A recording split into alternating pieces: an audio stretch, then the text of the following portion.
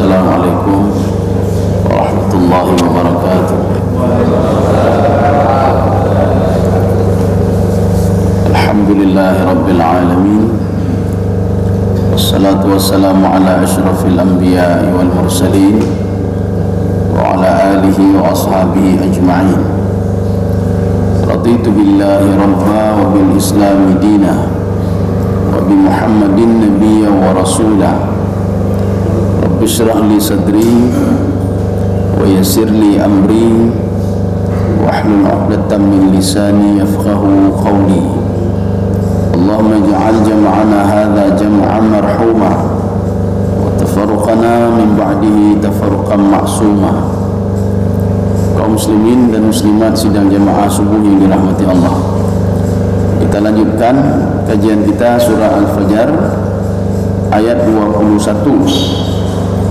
A'udzu billahi minasyaitonir rajim. Bismillahirrahmanirrahim. Kalla. Jadi kalla itu sering kita jumpai di dalam Al-Qur'an ketika ada pernyataan-pernyataan yang manusia menurut manusia beginilah yang benar. Ya. Maka kalla di sini ini untuk membatalkan pernyataan manusia sebelumnya nih. Jadi menurut dia kalau makan harta anak yatim itu bisa kaya. Tidak benar kata Allah. Kalau mengumpulkan harta itu bisa bahagia. Tidak benar juga kata Allah. Ini yang kalla ini untuk membatalkan semua kata-kata yang ada di belakang. Ini namanya kalla itu lizajar namanya. Lizajar atau lirrada. Rada itu artinya untuk membatalkan semuanya yang ada di belakang. Apa-apa saja di belakang itu. Jadi makan harta anak yatim ya. Kemudian tidak memuliakan anak yatim, makan harta mereka lagi, Pak. Kemudian wa tuhibbunal mala hubban jamma. Jadi semuanya ini tidak memberikan ketenangan bagi kalian, tidak, itu tidak benar semua kata Allah. Ini namanya kalla lirrada. Rada ini artinya untuk menolak semua yang kalian anggap itu benar. Itu tidak benar semua kata Allah. Makan harta anak yatim itu makin bertambah harta kita, tidak benar itu. Kita kumpulkan harta untuk bahagia, tidak benar itu kata Allah. Idza dukkatil ardu dakkan dakka. Idza ini kita sudah pernah membahas beberapa pertemuan yang lalu. Apa beda idza dengan id? Jadi kalau idza itu cerita tentang masa depan, tapi kejadiannya belum terjadi lagi. Tapi kalau itu cerita masa lalu. Wa idh qala Ibrahim rabbi arini. Ya, jadi itu cerita Allah menceritakan bagaimana Nabi Ibrahim ketika minta kepada Allah Subhanahu wa taala supaya diperlihatkan bagaimana menghidupkan benda yang mati, yang sudah mati dihidupkan kembali oleh Allah. Ini namanya cerita sejarah. Tapi kalau idza itu cerita masa depan. Jadi Allah katakan idza dukkatil ardu dakkan dakka. Dukkah itu berasal dari kalimat dakka, ya duku. Dakka itu digoyang. Dakka menggoyang, duka digoyang. Idza dukkatil ardu. Jadi kalau bumi ini digoncangkan oleh Allah Subhanahu wa taala, bagaimana goncangannya? Dakkan dakka. Jadi kita jangan salah juga terhadap Imam Sawi mengatakan hadza laisa bitaukid. Ini bukan taukid ini. Walaupun diulang-ulang 2 kali, ini bukan taukid. Dakkan dakka. Makna dakkan dakka, dakkan ba'da dakkin. Goncangan setelah goncangan. Goncangan itu akan berhenti apabila semua sisi bumi ini semua sudah lepas. Ya. Inilah maknanya dakkan dakka.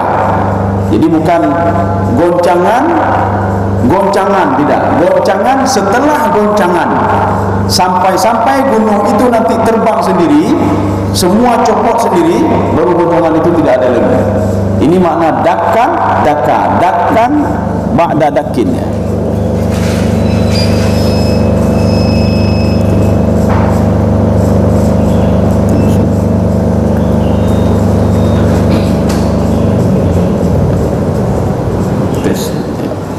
Jadi bahkan di dalam tafsir Al-Qurtubi, Imam Imam Al-Qurtubi mengatakan dakkan itu berasal dari kalimat tahrik.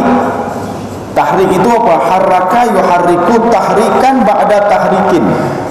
Digoyang artinya bukan sekali dua kali, tapi beberapa kali digoyang oleh Allah Subhanahu wa taala. Bahkan dalam tafsir lain disebutkan begini, Allah berhenti menggoyang itu sampai-sampai nanti gunung itu dia tidak pada tempatnya lagi. Ya, ini namanya dakka. Kaum muslimin sedang jemaah yang dirahmati Allah. Di dalam tafsir Al-Baydawi, apa kata beliau? Ini dakka ini adalah sebuah kalimat kinayah. Kinayah itu artinya bukan kalimat sebenarnya. Dakkan adalah sebuah ibarat bumi ini nanti akan dijadikan terhampar betul-betul lurus, tidak bulat lagi. Ini namanya dakka. Inilah yang dikatakan dengan at-taswiyah. Jadi pertama dia bulat, kemudian setelah itu ini versi Imam Al-Qurtubi. Jadi beliau mengatakan bumi itu digoncangkan oleh Allah litaswiyah, sehingga dia itu rata semuanya. Makanya nanti ketika di padang mahsyar nanti, ini kita lihat yang punya Imam Al-Baydawi, Imam Sawi, wa qad qarubat asy-syamsu min ru'usihim. Jadi matahari nanti dekat sekali dengan kepala mereka. Hatta law madda ahaduhum yadahu lanalaha. Kalau dia mau pegang dengan tangannya akan sampai. Jadi sekarang ini kalau di dalam tafsir Baydawi, beliau mengatakan matahari itu sekarang fis sama'i rabi'ah, pada langit yang keempat. Walakin idza baruda, kalau seandainya itu musim dingin, fis sama'i sabi'ah, dia itu pada langit ketujuh. Jadi makanya kenapa kita ada musim dingin, musim panas. Rupanya posisi matahari itu sudah lain posisinya. Ketika panas, posisi matahari pada langit fis sama'i rabi'ah. Ketika musim dingin itu dia fis sama'i as-sabi'ah, pada langit ketujuh. Ini ketika hari kiamat ini, itu fawqa ru'usihim, di atas kepala mereka. Maka kata Imam Sawi, kalau seandainya madda yadahu, dia menjulurkan tangannya, maka akan dapat matahari itu di tangan dia. Wa tada'afa harruha 70 marrah. Jadi rupanya matahari itu 70 kali lebih panas yang kita rasai seperti di dunia. Bayangkan dan 70 gimana caranya? Wa qala ba'du salaf. Jadi sebagian salaf itu mengatakan begini, orang-orang dulu. Law tala'at asy-syamsu 'alal ardi kahayatiha yaumal qiyamah. Jadi kalau seandainya matahari itu terbit ketika ini sama seperti kita alami di hari kiamat itu, lahtaraqat al-ardu, bumi ini akan terbakar karena tidak sanggup lagi, panas sekali dia. Ini bayangkan saja kalau manusia di sana, bumi saja terbakar. Wazabas sakhar, batu itu akan meleleh. Wansyaqqatil anhar, itu sungai-sungai itu akan terbelah. Ya, sungai-sungai terbelah. Artinya air-airnya pun tidak ada lagi. Jadi bagaimana dengan manusia ketika berada di padang mahsyar itu? Ya. Sehingga mereka mengatakan itu namanya al-ardul bayda, bumi yang putih. Jadi padang mahsyar itu ibarat bumi yang putih. Jadi putih semua. Seperti yang dikatakan oleh Ibnu Abbas di dalam tafsir beliau. Apa kata beliau?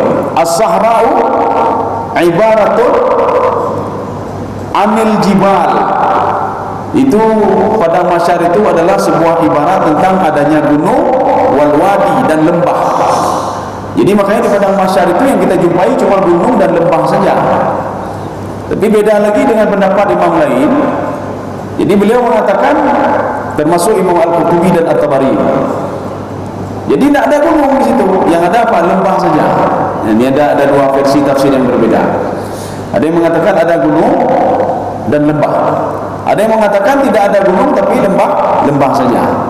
Pohon kayu tidak ada, tanaman tidak ada, semua tidak ada. Jadi sahra itu padang pasir. Makanya dalam tafsir Sawi disebutkan al-ardu al-bayda. Ardul bayda artinya bumi yang putih. Tetapi sebelumnya sudah dirubah oleh Allah Subhanahu wa taala dari bumi yang kita tinggal sekarang ini yauma tubaddalul ardu ghairal ardi was samawat. Jadi dalam Al-Quran Allah ungkapkan, nanti akan saya ganti bumi ini dengan bumi yang lain, tapi bukan bumi. Mana buktinya kalau bumi ini diganti oleh Allah bukan bumi yang lain? Ketika nanti dibangkitkan di padang mahsyar, semua orang bangkit dari tanah yang sama, dari tanah itu. Artinya apa? Tanah itu adalah tanah bumi yang dulu manusia ditanam di situ. Jadi makanya Allah katakan wa yauma tubaddalul ardu ghairal ardi was samawat. Jadi langit yang kita lihat nanti di padang mahsyar tidak sama seperti langit yang kita lihat sekarang, tapi sudah dirubah semuanya oleh Allah Subhanahu wa taala. Inilah pengertian dari idza dukkatil ardu dakkan dakka. Jadi kalau seandainya saya goncang tapi belum lagi, kata Allah, artinya apa? Kita disuruh siap-siap. Yuk siap-siap. Ini seperti begini. Ketika ditanya, ini kapan kita berangkat ini? Kapan kita mau berangkat ke Jakarta? Kapan berangkat ke Jakarta? Kamu siap-siap saja dulu. Nanti kalau tiba-tiba tinggal angkat tas saja. Jadi siap-siap saja. Inilah namanya suruh siap-siap. Idza dukkatil ardu dakkan dakka. Jadi persiapan saja dulu. Ini belum terjadi lagi, akan terjadi. Persiapkan saja dulu. Ini jangan seperti ada seorang sahabat mendatangi Rasulullah sallallahu alaihi wasallam. Sahabat ini bertanya kepada Rasulullah, "Mata sa'ah ya Rasulullah?" Ya Rasulullah, kapan hari kiamat itu? Rasulullah menjawab, "Madza a'dadta li sa'ah?" Kamu jangan tanya-tanya saja. Yang sudah kamu persiapkan untuk hari kiamat itu apa? Punya. Bedanya dengan mudah. Jadi kamu sudah siapkan apa? Sudah beribadah? Kalau belum ibadah dulu, ya tanya kapan kiamat. Ya. Orang nanya, kapan kita berangkat? Kamu sudah siap? Kalau sekarang berangkat, sudah siap? Ya. Oh belum siap, persiapkan dulu. Persiapkan dulu. Makanya di dalam satu tafsir itu diungkapkan begini. Dalam tafsir yang jelas bukan sawi ini. Jadi di antara Al-Wasit dan Al-Baghawi. Jadi kata beliau, kematian itu adalah kiamat bagi personal kita masing-masing. Ya, kematian. Jadi artinya jangan terbayang kita kiamat itu bumi ini hancur, itu meleleh, kita tunggu kapan hancurnya, kapan mati kita, ketika itulah kita kiamat. Kiamat bagi seseorang itu. Makanya al-mautu, kematian itu adalah al-qiyamah. Kiamat bagi personal kita masing-masing. Maka kalau ada tetangga kita, anak kita, saudara kita yang meninggal, berarti sudah kiamat bagi dia, bagi dia. Artinya apa? Al-mufaraqah, sudah berpisah dia dengan dunia. Artinya apa? Dia tidak bisa beribadah lagi. Yang kalau sudah kiamat tidak bisa beribadah lagi. Jadi dia mau beribadah, mau buat ini tidak bisa lagi. Kaum muslimin sedang jamaah yang dirahmati Allah. Ini diterangkan oleh Allah Subhanahu wa taala. Wa jaa rabbuka wal malaku saffan saffa. Ini rahasia di dalam Al-Qur'an itu. Kalau kalimat di dalam Al-Qur'an itu dimulai dengan kata kerja. Itu kalimat itu lit tajaddud wal huduth. Tajaddud artinya apa? Pembaharuan. Terjadi pembaharuan. Ini kalau kalimatnya kata kerja dalam Al-Qur'an. Kalau di dalam Al-Quran kalimatnya dimulai dengan kata benda. Dari mana kita tahu kata benda? Ada inna, ada kana di awalnya. Ini maknanya apa? Istimrar dan mudawamah, terus menerus. Ya ini bedanya. Makanya kalau kita baca di Al-Quran itu nanti ada innallaha wa malaikatahu yusalluna 'alan nabi ya ayyuhalladzina amanu sallu alaihi wa sallimu taslima. Itu kalimat kata benda. Kalau dalam bahasa Indonesia apa namanya? Saya tidak tahu. Kata benda atau dalam bahasa Arab itu namanya jumlah ismiyah, kata benda. Setiap kata benda di dalam Al-Quran, setiap jumlah ismiyah dalam Al-Quran, kalau ingin mudah menandainya lagi dengan inna kana di awalnya, itu menandakan mudawamah terus menerus, atau akibat sifat itu konsisten, atau istikrar. Jadi istikrar itu sama juga Allah intinya mengulang-ulang. Ya ini kalau kalimat contoh, makanya innallaha wa malaikatahu yusalluna 'alan nabi. Allah dan malaikat bersalawat kepada Nabi Muhammad sallallahu alaihi wasallam terus menerus, mudawamah. Nah. Jadi makanya ketika Nabi Muhammad masih hidup, Allah juga bersalawat. Bagaimana salawatnya Allah? Bukan salawat seperti sallallahu ala Muhammad, bukan itu. Salawatnya Allah kepada Nabi Muhammad, barakahu, kata Imam Syukani dalam tafsir beliau. Barakahu. Kata Imam yang lain, rahmatul lahu, Allah memberikan rahmat kepada Nabi Muhammad, Allah memberikan berkah kepada Nabi Muhammad SAW, berkah ketika beliau hidup, berkah ketika beliau sudah wafat. Maknanya apa? Roh itu tetap hidup. Jadi makanya Nabi Muhammad ketika dia dengan tubuhnya diberkahi oleh Allah Subhanahu wa taala, diberikan rahmat oleh Allah, sampai-sampai rohnya sudah berpisah dengan tubuhnya, tetap diberikan rahmat dan berkah oleh Allah Subhanahu wa taala. Ya. Makanya Allah menyuruh kita apa? Sallu ya ayyuhalladzina amanu sallu alaihi wa sallimu taslima. Teruslah bersalawat kepada Nabi. Habis salat tadi sallallahu alaihi Muhammad sallallahu. Baik dulu 3 orang kita fitin nyokri tak ada orang fi 3 orang. Tapi menjadi hego lah baca sallallahu alaihi sayyidina Muhammad ulang-ulang hego. Ini namanya mudawamah.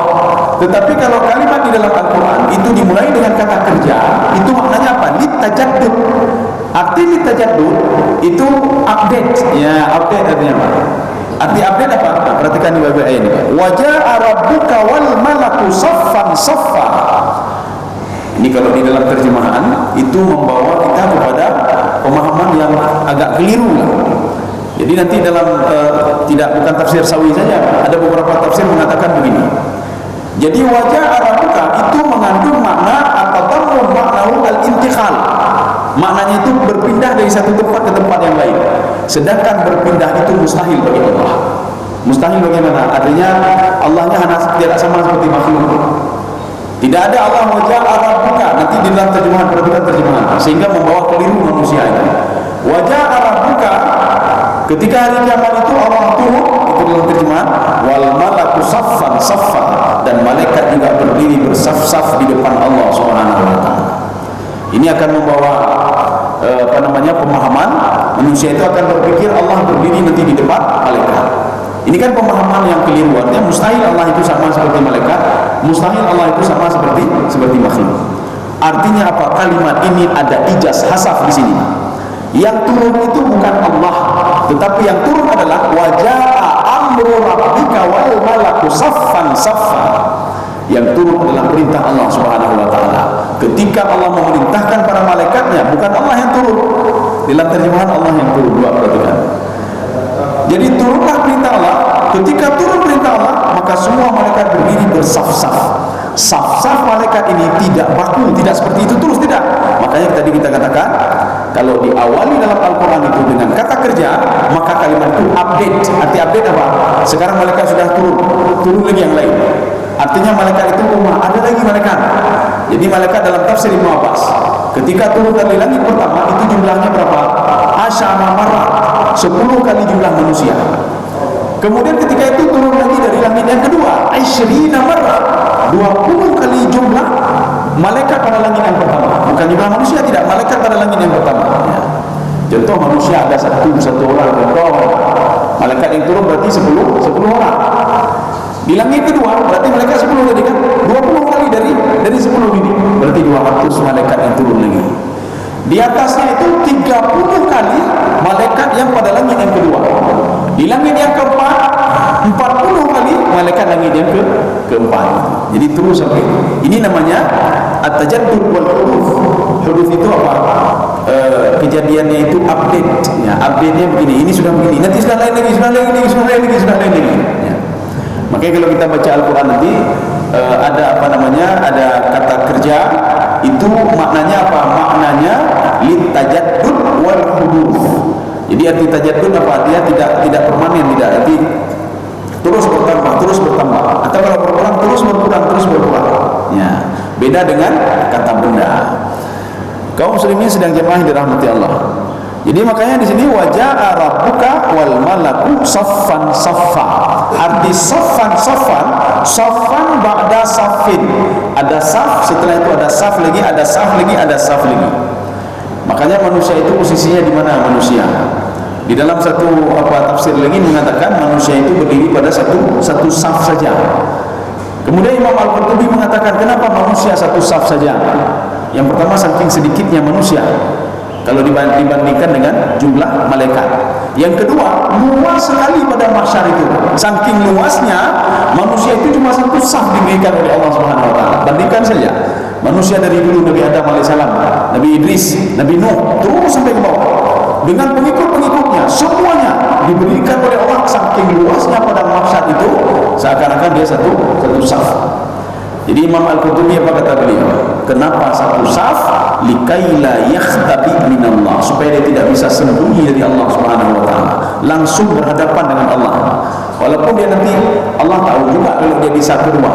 Ini artinya pemikiran Imam Al-Qurtubi. Jadi kata beliau likaila yakhtabi minallah, supaya dia tidak bisa sembunyi dari Allah Subhanahu wa taala.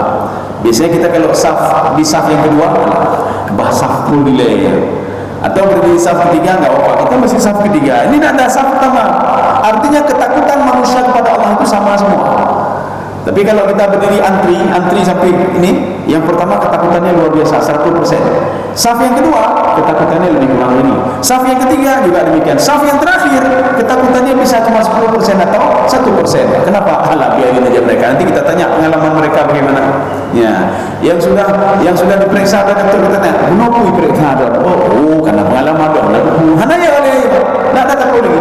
Tapi ketika berdiri pada saf yang pertama semuanya, ketakutan mereka itu sama, semua sama, tidak ada yang berbeda. Ya. Waji'a yauma idzin bi jahannam. Kalau ada ini terjemahannya coba dibaca sebentar. Karena ini kalimat negatif. Ya. Ya, ada satu didatangkan, satu lagi diperlihatkan. Ya. Jadi ini didatangkan, satu lagi diperlihatkan. Kalau kita lihat dari lafadznya, itu bukan diperlihatkan, tetapi didatangkan. Kenapa? Karena kalimat itu berasal dari kata ja'a. Kemudian waji'a yauma idzin, didatangkan, bukan diperlihatkan, tidak. Ya. Sehingga sahabat bertanya, ini didatangkan bagaimana ya Rasulullah? Apakah neraka itu dibawa kemari atau bagaimana? Atau neraka itu menunggu di sana? Ya. Jadi ini ada hadis Rasulullah SAW. Ketika sahabat bertanya, makanya Rasulullah SAW mukanya sudah berubah mukanya. Muka Rasulullah sudah berubah. Kemudian hatta istaddat ala ashabi, sehingga mukanya itu roman mukanya sudah lain ketika cerita tentang neraka. Makanya Rasulullah SAW itu sangat ini sekali kalau cerita tentang surga beliau tenang sekali hatinya. Ketika cerita tentang neraka itu takutnya beliau luar biasa. Ada pada suatu masjid itu ada seorang bapak-bapak, nanti baksa terakhir ya, anak terakhir lah. Gemulah yang bakal main gemul. Lundang yang bukan dengku mau, umalagak tak selimu. Nedepu yang dibaca limu, hanya nedepu yang penting limu bukan agak tu. Hai dengku mengatakan benar yang baca limu lah. Imam membaca tentang surga, bukan limu apa. Lebih bikin neraka ini, lebih bikin neraka. Maka inilah efek yang kalau kita tidak paham, ya tidak paham apa yang kita baca. Jadi makanya Rasulullah SAW ketika cerita tentang neraka itu fatakhayyara lahu wajahnya langsung berubah, saking takutnya langsung berubah. Ya. Yang pertama beliau itu bukan takut sama diri sendiri, tidak, takut sama umatnya. Ya. Maka dalam hadis itu, dalam riwayat disebutkan bedanya Nabi Muhammad dengan Nabi yang lain. Ketika Nabi yang lain mengatakan urusan saya belum beres, nafsi, urusan saya belum beres dengan Allah, saya masih ada pertanggungjawaban dengan Allah. Tapi Nabi Muhammad yang keluar dari mulutnya umatku. Ya. Jadi makanya jangan sia-siakan yang belum maulid, terdorong maulid. Makanya ketika tanggal 19 dirubah, digeser menjadi tanggal 20, yang hana gabu burung Aceh, bukan negara bukan maulid belungku. Mulut terdorong maulid. Jadi artinya kapan saja bisa dilakukan. Tapi orang lain rumah kayak susah. Orang Aceh hanya susah. Menggeser dia kamu tetap enggak boleh maulid selama tertunggu enggak boleh. Kaum muslimin sedang jemaah yang dirahmati Allah. Makanya dalam hadis Rasulullah ini sahabat bertanya, yang bertanya itulah Ali radhiyallahu anhu. Qala Ali radhiyallahu anhu, qultu ya Rasulullah, kaifa yuja'u biha? Bagaimana didatangkan neraka itu kepada si fulan? Ya. Karena bahasa Arab itu kita harus memahaminya beda dengan bahasa Indonesia kita. Oh, kalau didatangkan berarti kita tinggal duduk-duduk saja, neraka datang sendiri, kan gitu. Tidak, itu membutuhkan pada pemahaman-pemahaman. Jadi makanya kata Rasulullah, yu'ta biha tuqadu sab'ina alfu zimam. Jadi artinya neraka itu didatangkan, nanti ada kelompok-kelompok kata Rasulullah. Ada kelompok-kelompok sab'ina alfu zimam, ada 70.000 kelompok. Jadi semua sudah di apa namanya? Pertama dua kelompok, kelompok orang mukmin, kelompok orang kafir. Di dalam surah apa? Sajadah atau Yasin, ada 3 kelompok. Kelompok yang ketiga adalah kelompok para nabi dan rasul. Kelompok orang-orang yang enggan dan ingkar kepada Allah itu dibagi lagi menjadi 70.000 kelompok kata Rasulullah. Ini yang dimaksudkan dengan neraka didatangkan kepada mereka. Yu'ta biha tuqadu sab'ina alfu zimam. Kemudian yaqulu bi kulli zimam sab'una alfu malak. Jadi setiap zimam tadi kan ada 70.000 kelompok. Satu kelompok itu dijaga oleh 70.000 malaikat yang siap untuk membawa mereka. Jadi Rasulullah mengatakan kepada Ali, neraka bukan didatangkan, walaupun kalimatnya itu waji'a yauma idzin bi jahannam, tetapi merekalah yang didatangkan ke neraka. Mereka yang digiring, selain Rasulullah, mereka yang digiring. Satu kelompok itu digiring oleh 70.000 malaikat. Tadi kan ada 70.000 kelompok. Satu kelompok dari 70.000 itu digiring oleh 70.000 malaikat. Ya. Sehingga malaikat itu dikatakan dengan kita mungkin mendengar malaikat Zabaniyah.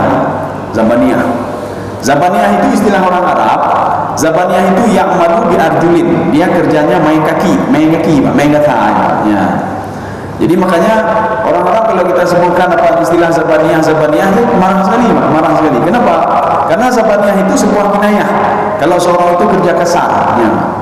Atau kita ngomong antas Zabaniyah, yang cukup pengen hawanya, kita pegang hawanya Zabaniyah, ya. Lagi kita pegang guru Mesir tu, anta Fir'aun, yang cukup pengen kita pegang Fir'aun. Kalau kita katakan anta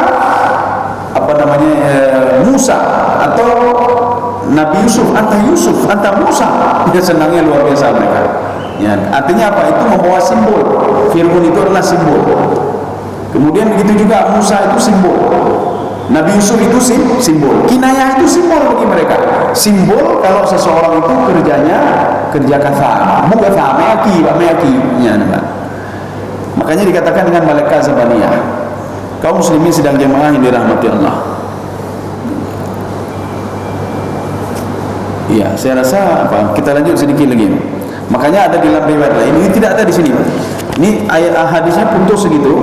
Di dalam riwayat lain, di dalam tafsir Al-Baydawi, ketika 70.000 kelompok ini dibawa masuk ke dalam neraka, satu kelompok itu 70.000 malaikat. Ya, nanti kali saja malaikat padu malaikat, cukup jai malaikatnya. Tidak ada yang bisa memberhentikan mereka. Itu dalam riwayat itu. Tidak ada yang bisa memberhentikan mereka. Ini dalam tafsir Al-Baydawi, kecuali Nabi Muhammad SAW.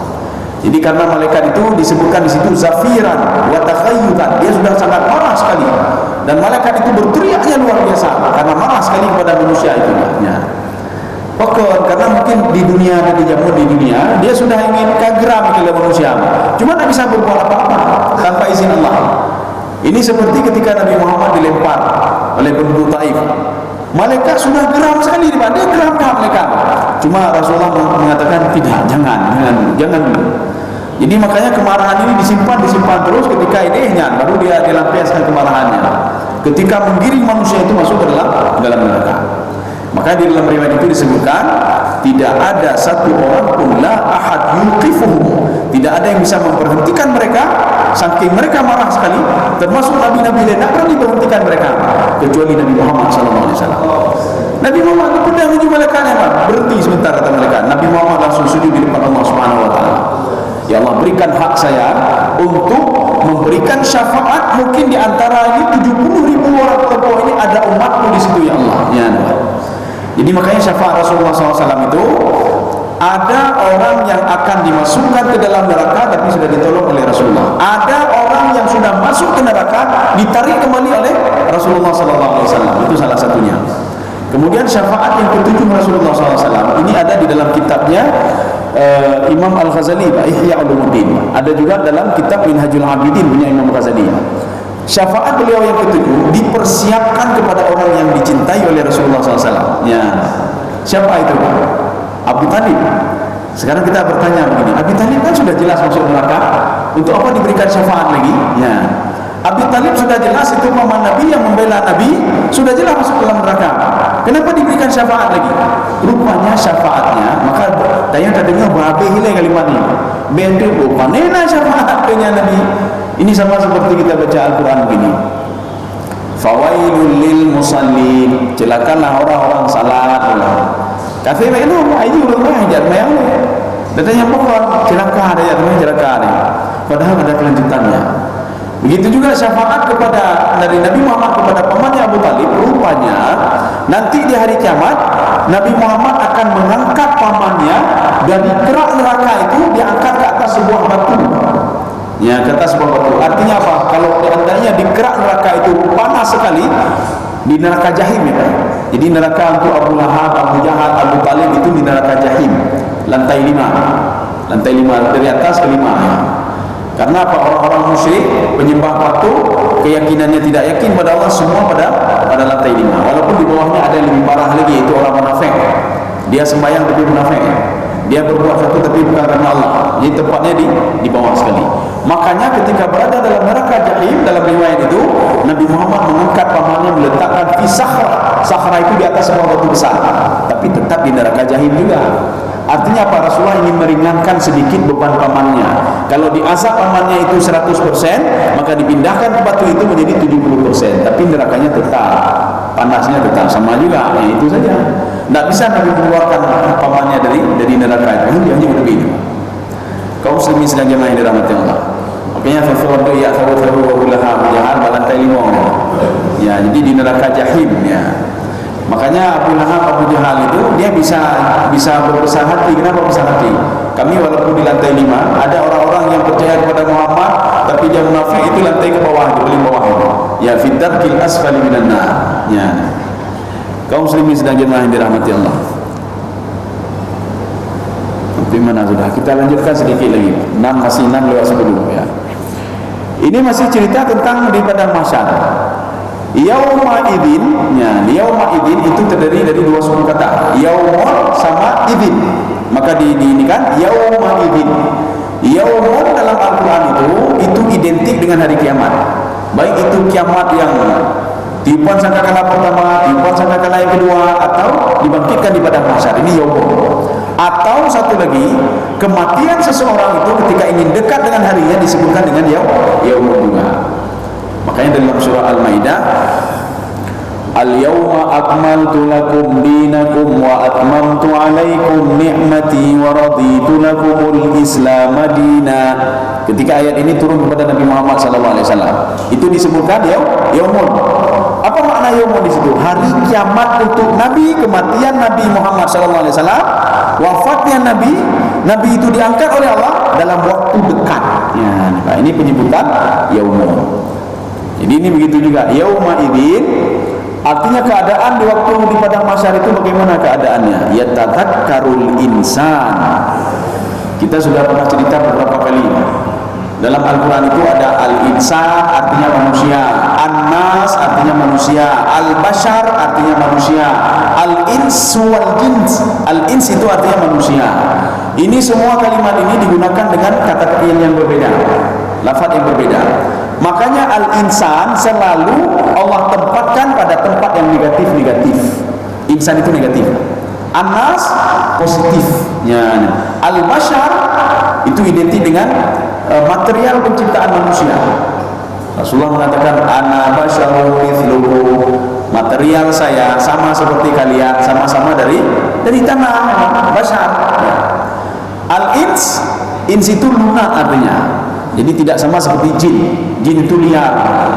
Makanya di dalam Al-Quran itu setiap ada kalimat al-jinnu selalu ada al-insu. Wa ma khalaqul jinna wal ins.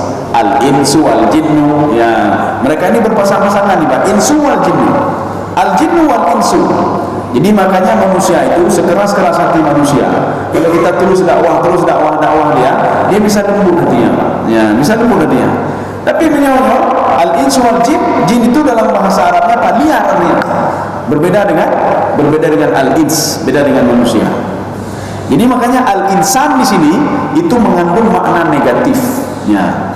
Maka kalau kita baca Al-Quran nanti ada al-insan, inna khalaqnal insana fi ahsani taqwim. Itu negatif. Negatifnya apa? Manusia tidak berterima kasih kepada Allah padahal Allah sudah menciptakan sebaik-baik bentuknya.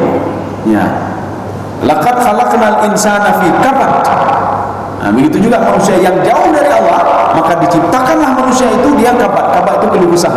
Kecuali orang-orang yang dekat dengan Allah. Dia salat, dia beribadahnya hanya keluh kesah. Maka kalau ada orang keluh kesah, berarti salatnya belum beres lagi. Berarti dia masih jauh dari Allah. Makanya kalau kita keluh kesah, ambil wudu saja, ambil wudu, baca wudu, dan sembahyang 2 rakaat dan berdoa Allah. Ya, supaya untuk menghilangkan keluh kesah ini. Karena makanya itu kan lafaz al-insan, itu lafaz negatif. Ya, ini begitu juga. Ya tadzakkarul insan. Ini insan di sini siapa? Orang-orang yang tidak beribadah dulu di dunia. Bukan seluruh manusia, tidak. Ya. Makanya kita penafsir dia dari segi lafaz saja dia sudah tahu, termasuk Ibnu Asyur. Beliau itu seorang pakar bahasa. Dalam tafsir Al-Kasyaf, beliau melihat segi bahasanya saja. Oh, ini dari bahasanya saja al-insan itu negatif. Berarti yang negatif itu siapa? Itulah orang-orang kafir, orang musyrik, orang munafik, orang yang dalam dunia kegop, upat gop, baju harum, baju lupa. Tapi orang beriman tidak. Orang beriman tidak. Ya, ini insan di sini. Apa yang mereka lakukan? Wa anna yauma yatadzakkarul insan. Ini kalimat terputus. Yang mereka ingat apa? Putus kalimat ini. Maka dimunculkan di dalam tafsir. Mereka teringat ketika masa di dunia dulu. Ya. Ini kalimatnya yauma yatadzakkarul insan. Manusia ketika di dunia dia teringat, kenapa saya tidak salat, kenapa tidak beribadah. Tapi di sini tidak ada. Dimunculkan di dalam tafsir. Makanya kalau kita lihat di dalam terjemahan, seakan-akan seperti kalimat putus. Kalimat putus ini. Makanya kalimat putus ini dimunculkan di dalam tafsir. Manusia mengingat masa lalunya. Kenapa saya buat maksiat? Kenapa saya lakukan ini? Kenapa saya lakukan ini? Teringat ya Pak. Ya tadzakkar itu teringat. Makanya ya tadzakkar. Kenapa tidak yazkur? Ya tadzakkar ada tasydid di situ. Artinya apa? Ini apa namanya? Dia teringat terus, tidak pernah putus-putus sampai Allah menghakimi dia masuk surga atau masuk neraka. Makanya orang di padang mahsyar termenung sendiri, kapi lo kapalo lo di surga itu nanti saya buat maksiat, saya buat ini, saya buat itu. Ya. Ini sama seperti dalam Al-Quran itu ada tasydidnya, tasydid. Wana ama yang kemarin kita pelajari ya.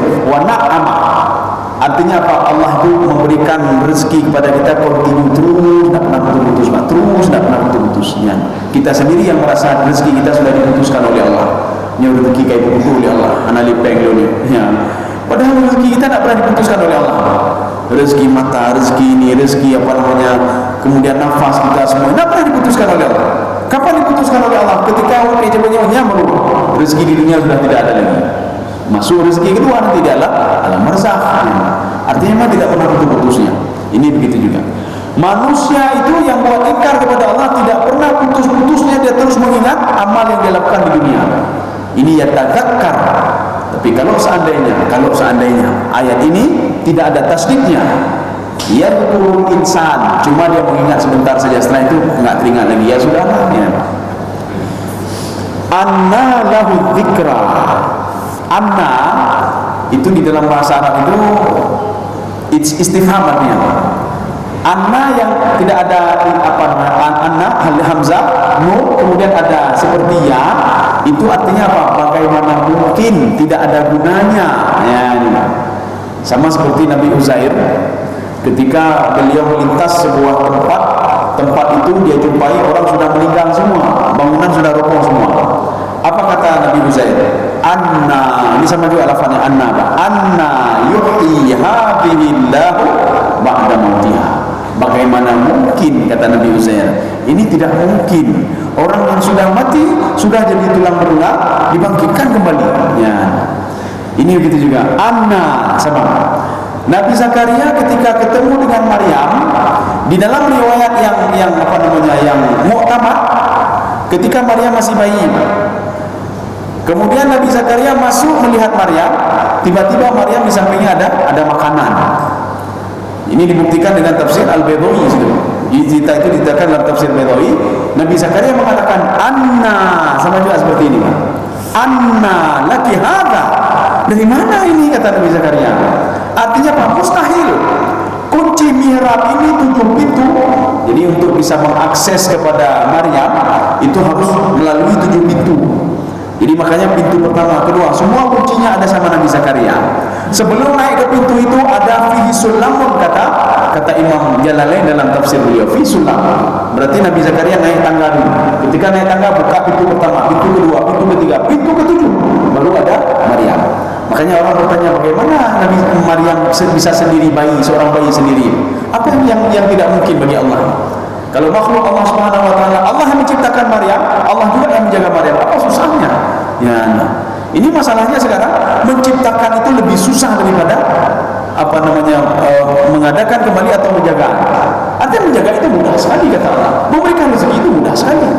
Ya, kaum muslimin sedang jemaah yang dirahmati Allah. Ini kalimat anna. Ini begitu juga. Anna wa anna lahu dzikra. Enggak ada gunanya dia mengingat kembali, kata Allah. Ana guna aja. Makanya ini kalimat yang tadi itu, yatadzakkarul insan, itu adalah sebuah gaya bahasa at-tahassur. Dia sudah menyesal. Aduh, kenapa saya tidak berbuat ini? Kenapa ini tidak ini? Kenapa tidak ini? Kenapa tidak ini? Kaum muslimin sedang jemaah yang dirahmati Allah. Saya rasa cukup sekian. Pertemuan selanjutnya nanti kita lanjutkan pada ayat berapa ini? 24 ya. Ya laitani. Yaqulu ya laitani. Ya, mungkin ada yang tanya, kamu silakan.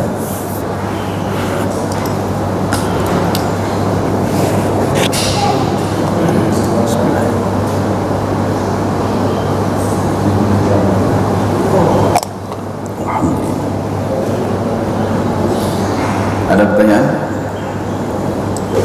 Kalau tidak ada, oh ya.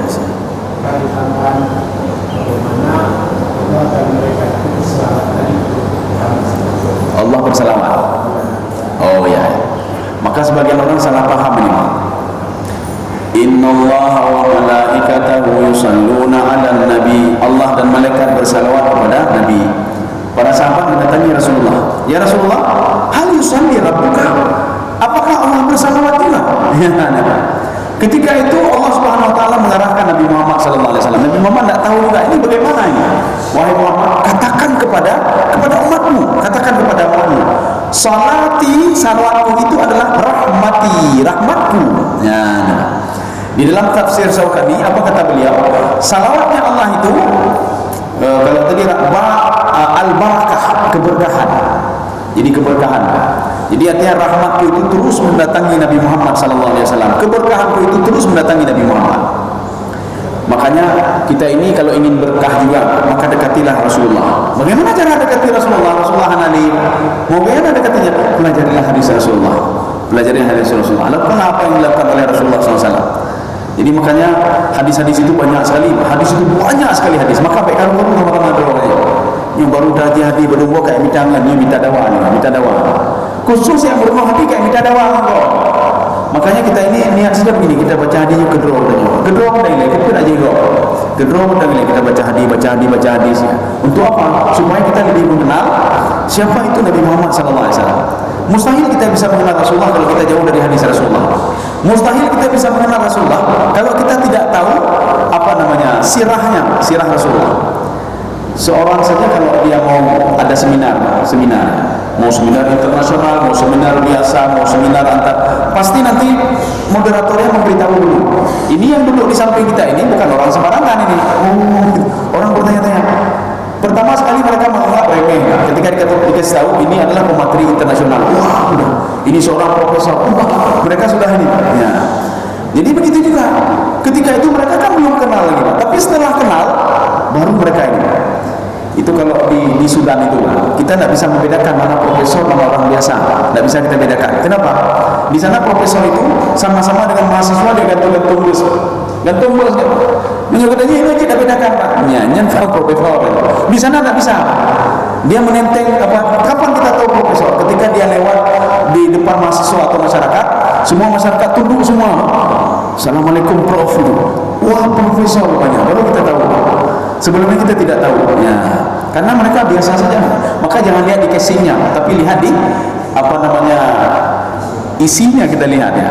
Jadi nilainya kita lihat. Ya, proposal itu juga nilainya, bukan casingnya. Ya casing itu ada, tapi nilainya kita lihat. Ya.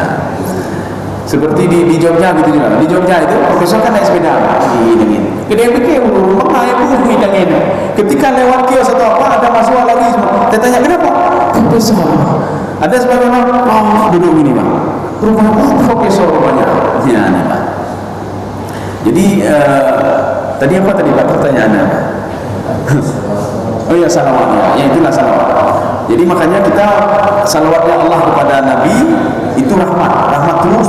Makanya kalau kita ingin dapat rahmat juga dari Allah, kita ingin dapat berkah dari Allah, maka dekatilah Rasulullah. Bagaimana cara dekatinya? Pelajari hadis Rasulullah. Setiap kita mengetahui buah ini, maka kita juga dapat rahmatnya. Sebagaimana kita mendekati orang-orang saleh. Menyebutnya maknanya berkah kayak betul-betul saleh.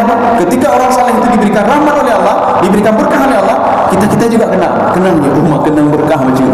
Jangan bergaul dengan orang-orang berkah, maka akan kena bala mereka nanti. Ketika Allah marah kepada mereka, kena juga kita. Ya. Makanya, tetapi salawatnya malaikat, bagaimana salawatnya malaikat? Innallaha wa malaikatahu yusalluna 'alan nabi. Kalimat ini sebenarnya ada dua kalimat yang terpisah. Tidak bisa kita gabungkan Allah dengan malaikat, tidak bisa. Maka sebagian orang menggabungkan innallaha wa malaikatahu yusalluna 'alan nabi. Sebenarnya bukan begitu. Innallaha yusalli 'alan nabi wal malaikatu yusalluna 'alan nabi. Allah itu memberikan keberkahan kepada Nabi Muhammad SAW dan memberikan rahmat kepada Nabi, wal malaikatu yusalluna 'alan nabi. Malaikat juga bersalawat. Bagaimana salawatnya malaikatnya? Jadi malaikat itu bersalawat bagaimana? Malaikat berdoa. Ad-du'aul malaikah lin nabi. Malaikat berdoa untuk Nabi. Bukan berarti Nabi butuh kepada doa malaikat, tidak. Ini hanya li ta'zim. Ta'zim itu untuk memuliakan Nabi. Inilah menunjukkan dalam tafsir Sawi, apa kata beliau? Hadhil ayat tadullu ala anna Muhammad afdalul khalqi. Ini ayat ini menunjukkan kalau Nabi Muhammad itu adalah makhluk yang paling mulia di dunia. Dilihat dari segi apa namanya nilainya. Maka saya tidak setuju sekali kalau Nabi Muhammad digandengkan dengan 100 orang yang berpengaruh mikul hati. Tidak setuju. Itu orang-orang kafir dulu, kafir Yahudi yang itu mayang dan terpudan. Yang menggandeng dengan Nabi Muhammad SAW. Apa iu? Sedangkan Nabi Muhammad kalau dibandingkan dengan nabi-nabi dan rasul ini tidak ada hanayu oleh saudara. Ini dibandingkan dengan orang-orang berpengaruh dunia Yahudi. Nah, penemunya apa yang bisa mereka lakukan? Sedangkan dalam Al-Quran itu sudah jelas. Orang kafir dan beriman itu jauh sekali bedanya kata Allah. Tidak sama itu. Orang punya ilmu dengan tidak punya ilmu jauh sekali kata Allah. Tidak sama itu kata Allah. Tidak sama. Kita bangga sekali umat Nabi Muhammad nomor Isa. Sebenarnya kita kalau nak tahu Nabi Muhammad diletakkan pada nomor 1, kita bisa membuka pikir hati itu atau keturunan pikir hati itu. Ya ampun Nabi dari nomor Isa. Nomor 2 kau orang kafir, orang Yahudi. Ya. Demikian saja. Makanya salawat kita terakhir satu lagi. Ya ayyuhalladzina amanu sallu alaihi wa sallimu taslima. Bersalawatlah kepada Nabi.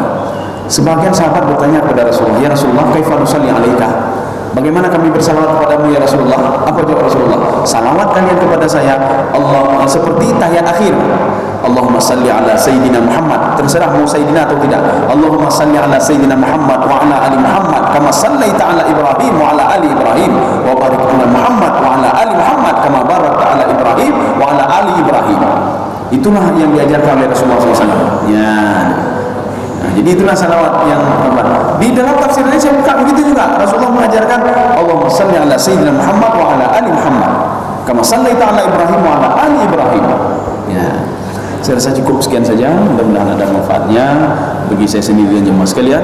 Subhanallah wa bihamdika asyhadu an la ilaha illa anta astaghfiruka wa atubu ilaik. Assalamualaikum warahmatullahi wabarakatuh.